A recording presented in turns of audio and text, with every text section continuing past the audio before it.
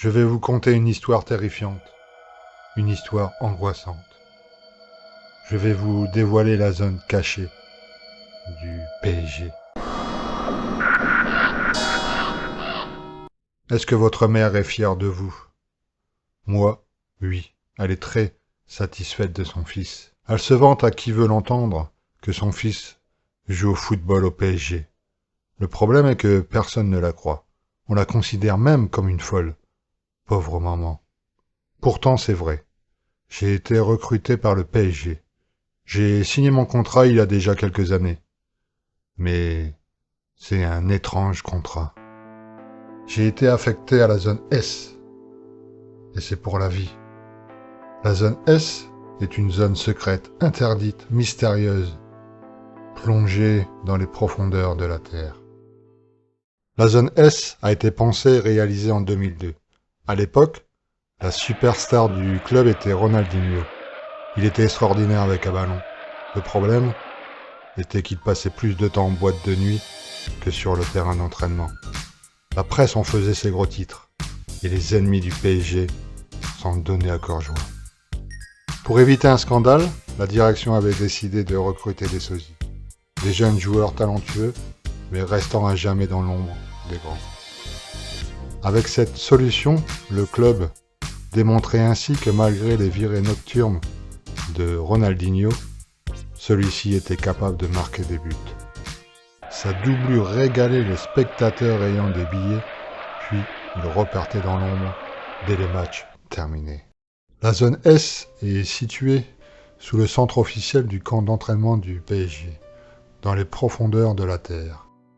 Ici, personne ne rentre et surtout personne ne sort. De toute façon, avec les barbelés, les caméras, les armes automatiques, personne ne pourrait fuir. Il paraît, mais c'était avant mon arrivée, que le sosie de Paoletta avait essayé de s'enfuir d'ici. On a retrouvé son cadavre dans la cour. Les corbeaux lui becquetaient le visage. La plupart des stars ont leur sosie. On leur ressemble à 100% et l'on s'entraîne comme eux, même plus. En général, on joue tous les week-ends. Ce n'est pas pour nous mettre en avant, mais si le PSG est premier du championnat de France, c'est tout de même grâce à nous. Moi, je suis la copie de Marco Verratti. J'aime bien ce gars, il est sympa, même si je ne l'ai jamais rencontré. Cette année, je l'ai remplacé 5 fois. C'est souvent pour des problèmes familiaux. Oui, les Italiens ont beaucoup de problèmes familiaux. Ce matin, mon meilleur ami a quitté la zone S pour toujours. Un vide se construit autour de moi. Le sosie de Neymar apportait de la bonne humeur dans ce monde sombre des remplaçants. Maintenant, c'est la déprime. L'ambiance est morbide et un mouvement de colère commence à gronder dans la zone S. On en a marre d'être que des simples remplaçants qu'on peut jeter comme des vulgaires sacs poubelles. On veut qu'on nous considère comme des joueurs de talent. Avec les copains, on a décidé de tout révéler à la presse. Le monde du football doit absolument savoir que c'est grâce au sosie que le PSG est performant. C'est moi qui suis désigné pour devenir le porte-parole.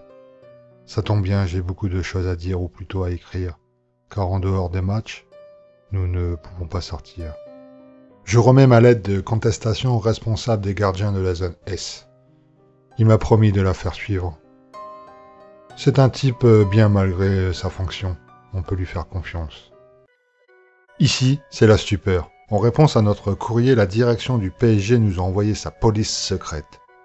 Ces hommes cagoulés sont ici pour nous éliminer, pour nous faire taire à tout jamais.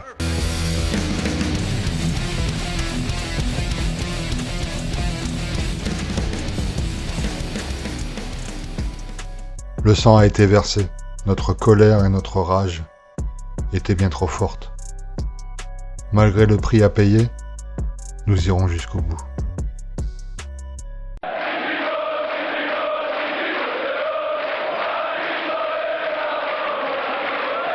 J'enfile mes chaussures de football et pénètre dans le stade en furie. Nous allons jouer la finale de la Ligue des Champions. Personne ne le sait, le président a bien négocié. Il nous a donné la vie des stars, eux ont pris la nôtre à la zone S.